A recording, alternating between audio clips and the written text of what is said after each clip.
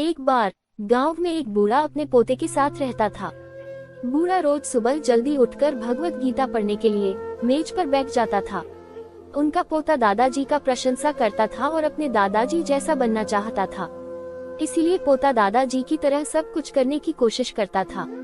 एक दिन पोता अपने दादाजी के पास गया और कहा, दादाजी, मैं आपकी तरह रोज मेज पर बैठकर भगवत गीता पढ़ता हूँ, लेकिन मैं इसे ज्यादातर समझ नहीं पाता हूँ, और जो कुछ भी मैं समझ पाता हूँ किताबें बंद करने के साथ साथ में उसे भूल जाता हूँ। अगर मैं जो पढ़ता हूँ उसे भूल जाता हूँ तो भगवत गीता पढ़ने से मुझे क्या लाभ होता है। तब दादाजी एक कोयले की टोकरी पकड़े हुए थे। वो पोते की तरफ देखा और उसे कोयले की टोकरी देते हुए कहा, नदी पर जाओ और मेरे लिए एक टोकरी पानी लेकर आओ। दादाजी ने जैसा कहा लड़के ने वैसा ही किया, लेकिन जैसे ही वह घर पहुंचता टोकरी का सारा पानी निकल जाता। दादाजी ने मुस्कुराते हुए कहा, वापस पानी लेने के लिए नदी में जाओ और फिर से कोशिश करो, लेकिन इस बार थोड़ा तेज चलने की कोशिश करना। लड़का मान गया और इस बार नदी से पानी लेकर जल्दी घर पहुंचने के लिए तेज भागा। लेकिन इस बार भी घर आने के बाद दादाजी ने देखा तो टोकरी खाली थी।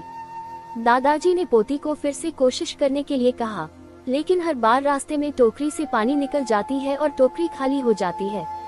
लड़का थक गया और अपने दादाजी को कहा, दूर नदी से टोकरी में पानी लाना असंभव है, मैं आपके लिए पानी से भरी बाल्टी ले सकता हूँ। दादाजी ने उत्तर दिया, मुझे पानी की बाल्टी नहीं चाहिए, मैं चाहता हूँ तुम उस कोयले की टोकरी में से ही पानी हमारे लिए नदी से पानी लेकर आओ और कोशिश करो। लड़का जानता था कि यह असंभव है, लेकिन उसने अपने दादाजी की बात मानी और फिर से कोशिश की। इस बार लड़का जितनी जल्दी हो सके दौड़ा, लेकिन फिर से टोकरी खाली थी। लड़का थक गया और उसने अपने दादाजी को कहा, खुद दादाजी, इस टोकरी से नदी में से पानी लाना हमारे लिए असंभव है।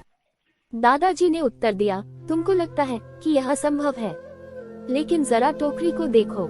लड़के ने टोकरी की और देखा कि टोकरी बहुत साफ सुथरी दिख रही है। उसने देखा टोकरी से कोयले के सारे दाग हट गए हैं। अब कोयले की टोकरी अंदर और बाहर से साफ हो गया था। दादाजी ने कहा, तुमने देखा कि टोकरी अब सारे दाग मुक्त हो गया है। जब आप भगवत गीता पढ़ते हैं तो ऐसा ही होता है, तुम जो पढ़ते हो उसे तुम समझ या याद नहीं रख सकता है, लेकिन यह शब्द तुमको अंदर और बाहर से बिल्कुल बदल देगा।